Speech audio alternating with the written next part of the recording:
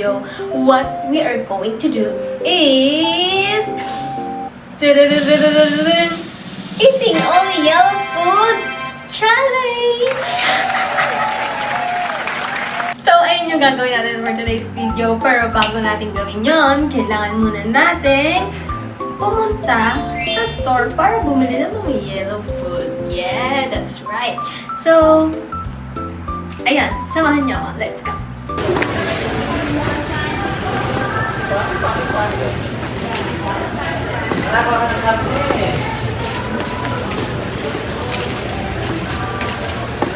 $35 lang ito, guys. Malaki na.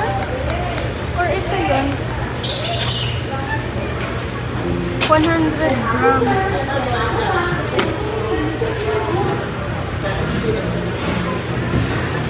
Kasi may leg ako dito. Tsaka pwede ko rin siya gamitin sa pagluluto kasi. Check mo kung 100 grams. Saan ba makikita?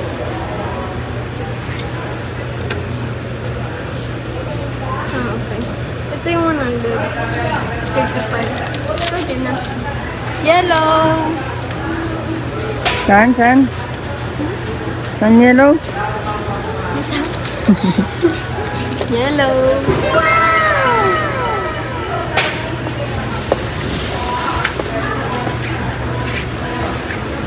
Punta tayo sa mga makakain na agad.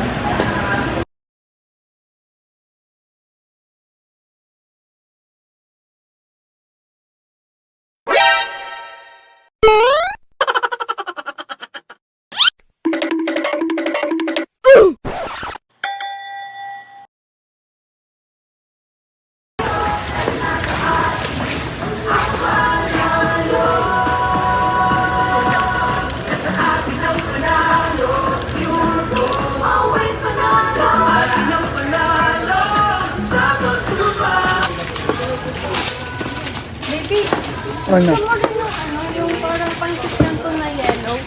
Ang pansit yan doon? Yellow. Ito, oh. Para may makakain tayo minsan. Shrimp to. Pwede naman yung one pack. One? Yeah.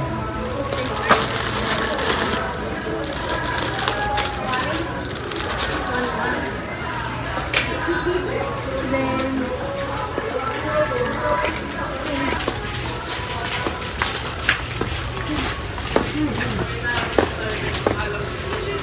champurado kami guys sa bahay. Tapos lalagyan ko na lang ng yellow mamaya.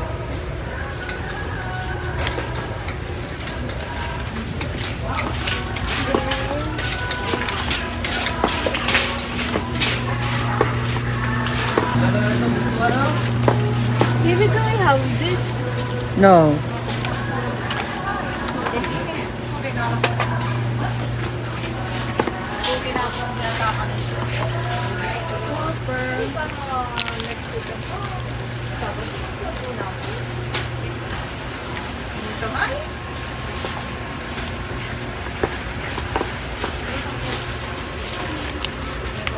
Eggnog.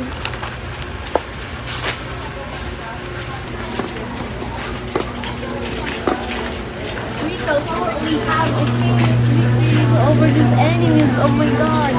Oh my kingdom. That are my people. Wow! Gusto mo dito? Wow, patigay ka naman nagpakita. Patigay ka naman pakita. I don't eat that. Ito, yellow lang ito, diba?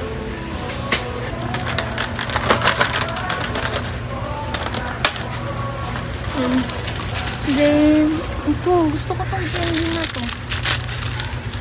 Ang candy yan. Keso, ang sarap nito. Ako, gusto ko ito. Sarap din yung yellow. Yema. Keso yan. Cheese. Nasaan yung yema? Iba kulay nun. At saka, baby, pag magbibigyo.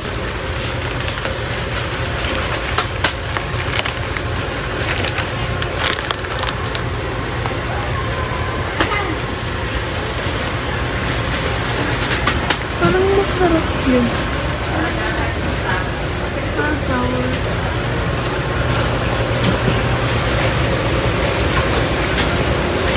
So, dapat meron din tayong maluluto.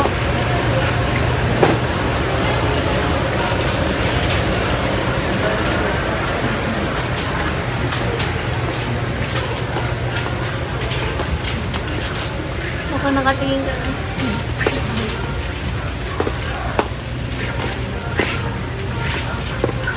Yung pangalan ko. Patingin na ng ano mo. Nakuha mo.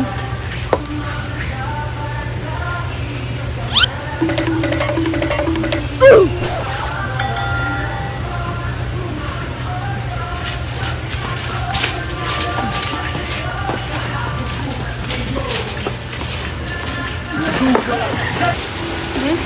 Mm. Is it yellow? Mm. Maybe ano.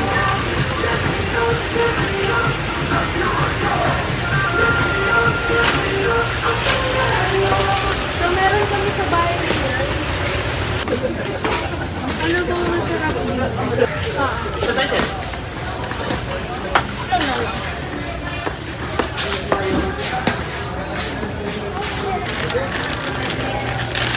Ito lang.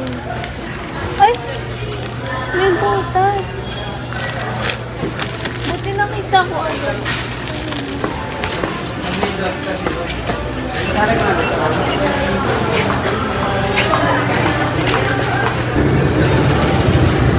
Uwi na kami, guys.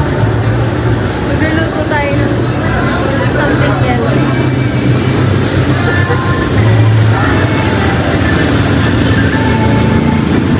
Hi guys! Welcome to my video. So here I am now. I just bought this yellow food at Pure Gold. So sabi pa sa akin nung cashier, parang yellow lahat Ano to? Something yellow, ganun. Sabi nung sir ko, po.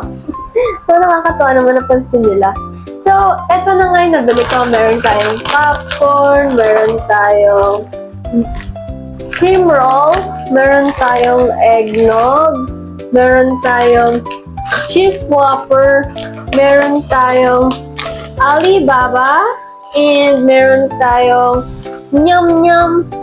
Meron din tayong drinks na Smart Sea, meron din tayong Dutch Mill, meron tayong Mr. Queso, and cracklings.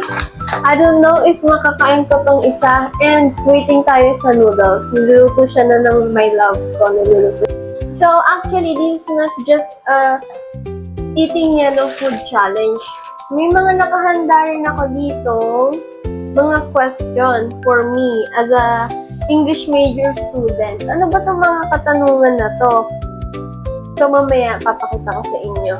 So, wait lang. Mic check ko lang. Marinig niyo ba ako? Hello! Wait lang, post ko lang. So, ayun guys, masimulan na tayo. So, siguro isasalin ko muna yung ibang mga food, okay? So, ayun guys. Salin natin yung mga chichirya. Dito.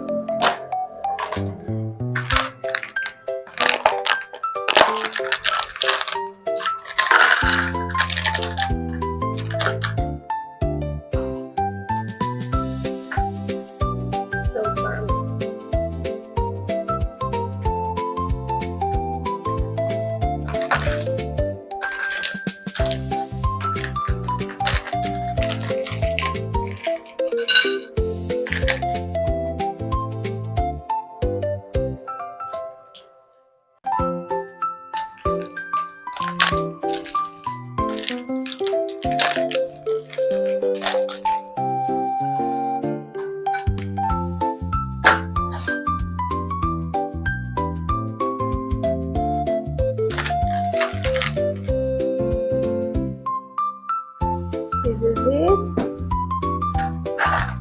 This is it. For the candies.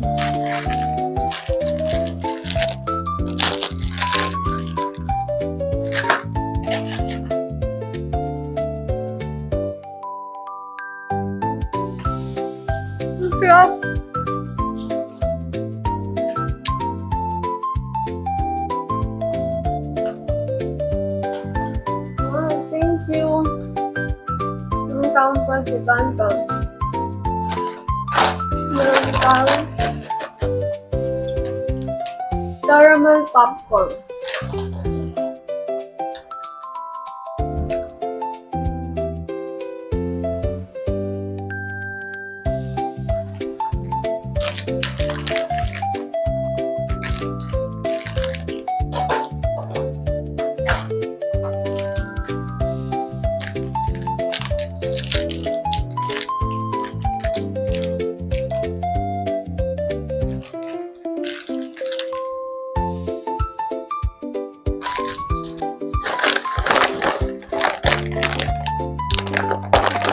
Tingnan natin ito. Tada!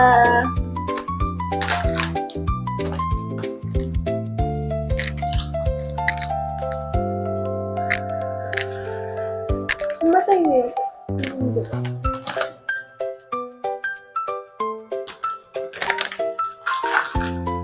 So, ayan, let's eat na. First is pancit canton.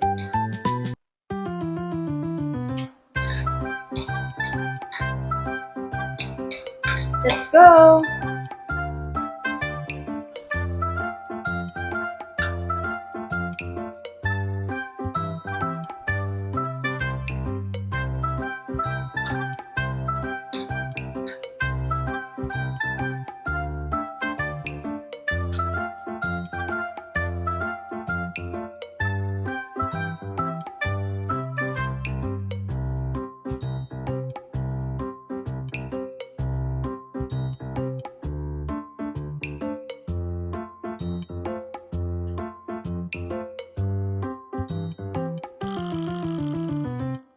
Nagluto kasi ako ng chicken.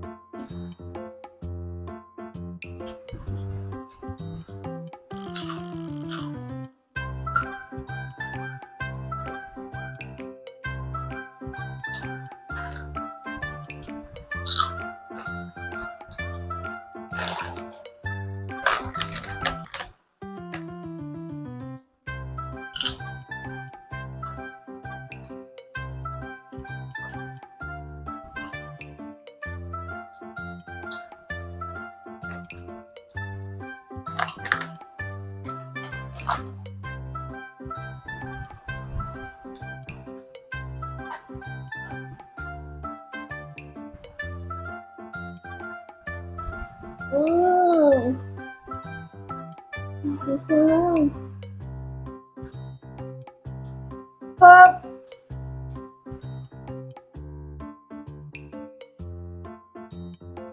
Oh, creamy na.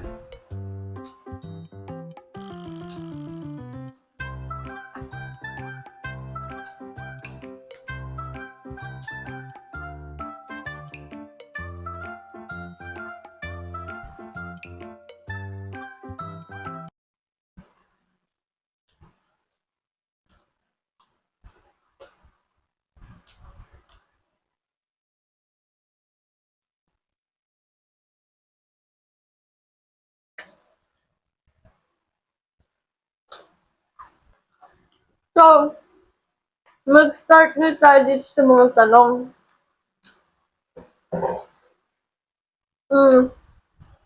General question muna tayo. Why did you choose English as your major? Actually, guys, hindi ako magaling mag-English. Then, gusto ko kasi pag nag-work ako in the future is magagamit ko. Which is gamit na gamit talaga yung English. Tulad yan. Nakapag-call center ako. Kasi nga, marunong mag-English. Kasi nga, na-enhance yung English language ko. So, kaya ako pinili yung English major. Kasi nga, for practicality. So, ayun. Hindi ako magaling, pero gusto ko, matuto ako, at gumaling ako. Ayun yung reason kung bakit pinili ko yung English. Next, what do you enjoy most about studying English? Okay. Pinakang nakaka-enjoy talaga sa English is yung structure of grammar. Kapag ka naiintindihan mo na siya, alam mo na yung mga pasikot-sikot nung English grammar. Ayun yung nakaka-enjoy din eh. Minsan pag may narinig ka na wrong grammar, medyo maano ka na sa tenga mo na, may mali. Tapos, hindi mo siya pwede i-point ano tama kasi nga ako, English major ako. Sila, hindi naman sila English major. So, wala akong karapatan na i-judge sila. Kasi ako, inaaral ko to. Pinag-aaralan namin. So, dapat alam ko. Eh sila, they are not aware. So, ayun, yung structure of English grammar, yung English language, ayun yung nakaka-enjoy doon. So, yeah. What is the most challenging part of your major?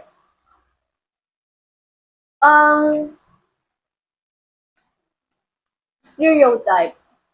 Kapag ka English major ka, dapat alam mo lahat. Bawal ka magkamali kasi nakakahiya. Kasi pinag-aaralan nyo yun, dapat alam mo yun. So that is one of the challenging part of being an English major. So, what subjects do you usually study? Okay, the subject that I usually study is language learning materials development. So, one of my subject this third year. So, yeah. EL115. Nag-aaral naman yung paggagawa ng IAMS and instructional materials and learning materials. The difference of two. They are both having similarities, but they are different. So, next question.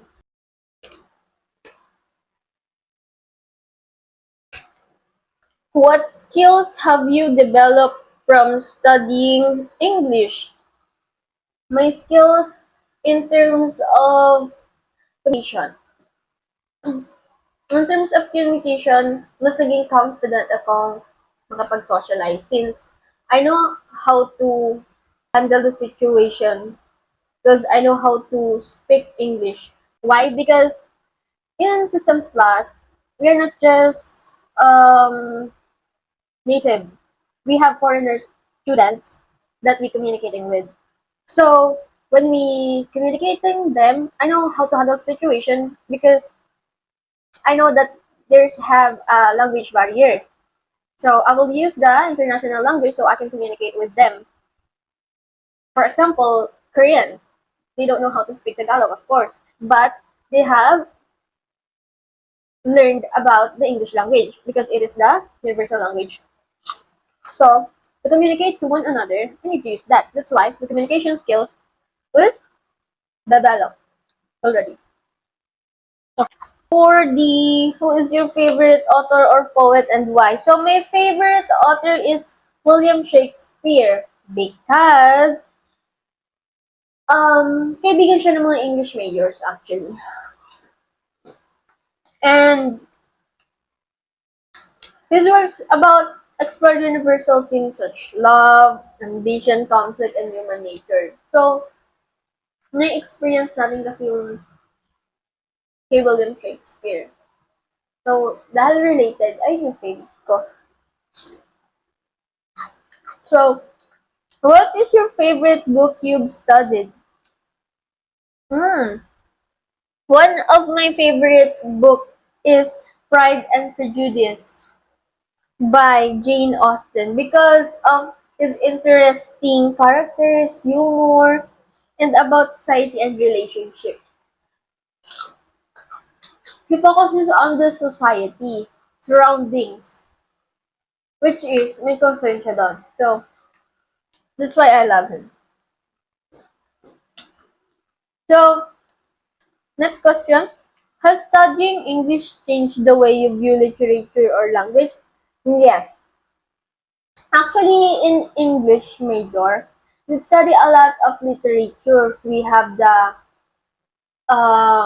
Life in Our Village, meron tayong Tale of Shipwrecked Sailor. Ako nag-report nun. So, iba yung view ko sa mga literature because of this English. Ang dami nila actually. Meron tayong biag nila. In terms of English, sa Filipino kasi yung biag nila. Meron tayo sa English na yun nga, Shipwrecked Sailor. Yung sa Shipwrecked Sailor, it has several story within the stories. Yeah.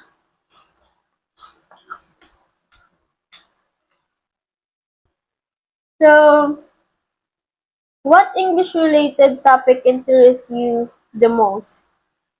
So, me kasi, I'm particularly interested in the literature and creative writing. Yeah, because I enjoy exploring and express my emotions. Just as a creative, you have to think deeper, right? You have to make meanings into playful way, right? So, ayun. And how do you plan to use your English degree? Of course, I plan to use this to build a career in education. If papalarin, yeah, ano tayo, ranking, pero pag di naman natin kaya, huwag yung ipilit. Marami na opportunities dahil sa kinuha ko. And of course, ang maganda dito is meron tayong degree, 4th-year college degree. So next question is, do you want to become a teacher, writer, editor, or pursue another career? I actually wanted to be an educator someday. And I want to go abroad to teach there. Because, the salary sa abroad is high. But, of course, kung ano talaga yung para sa akin, dun ako, kung ano yung nasa puso ko. Pero bata pa lang talaga ako, gusto ko nang sa abroad niya. Hindi kasi ako mag-travel din. So, sana nag-flight attendant ka, hindi gano'n. So, mahilig kasi akong parang ayokong nasa comfort zone ko lang ako. Gusto ko lumabas. So, kung may pagkakataon, pagka-graduate ko, syempre kailangan may experience, diba? Nag-experience muna ako, then, lipat tayo ng abroad. Pero, not the way na gagamitin mo lang yung parang school or yung mga colleagues mo para makaangat ka. Syempre, gagamitin mo yun para may matutunan at matutong makisama sa kanila. Hindi yung kumuha ka lang ng experience, tapos iiwan mo na sila. Not that way. So, what advice would you give someone considering an English major? So, I would tell them to prepare a lot of, prepared to read a lot, I mean. So, kasi when you are reading, you gain a lot of information that you can use to your study. So, if you are advanced, you can easily understand what your professors teaching about the lesson. So, you can catch up easily. Do you think an English degree provides enough career opportunities? Why or why not? Yes, an English degree can lead to careers in education actually. Ang dami. Dami siya, guys. depende na lang sa tao kung paano niya handle yung sitwasyon. Nasa tao pa rin naman kasi yan eh. Nasa choice niya yan. So, nasa sa tao kung paano niya gagamitin yung degree na nakuha niya. Kung paano mo sisipagan, kung gaano mo didiskartehan ng buhay. So, ako, actually guys, nagtrabaho ko, call center. Then, may kumuha na naman sa akin. Kaso hindi ko pinatuloy kasi inuna ko yung study. Hindi ko kayang iwan yung study. So, yun.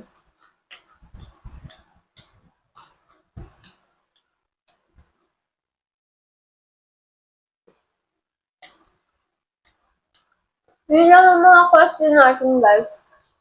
Naubos ko na siya.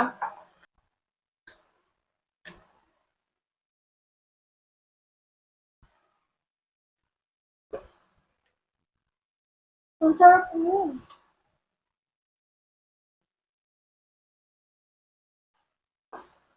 Pwede ba hindi ko ito ubusin?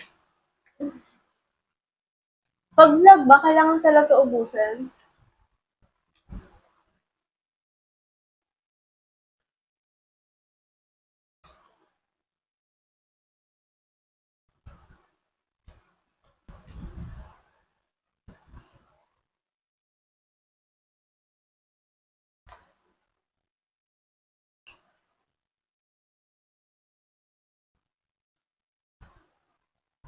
Sis.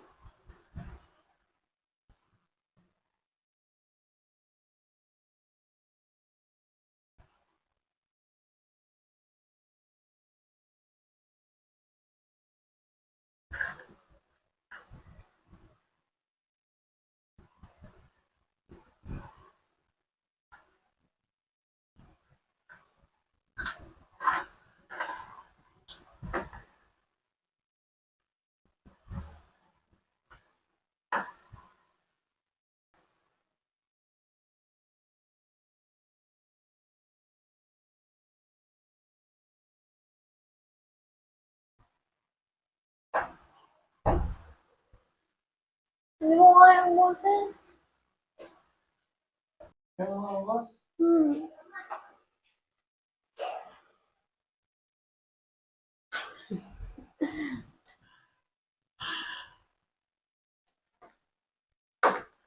Ayoko yung ganyan, baby. Sobrang sabaw.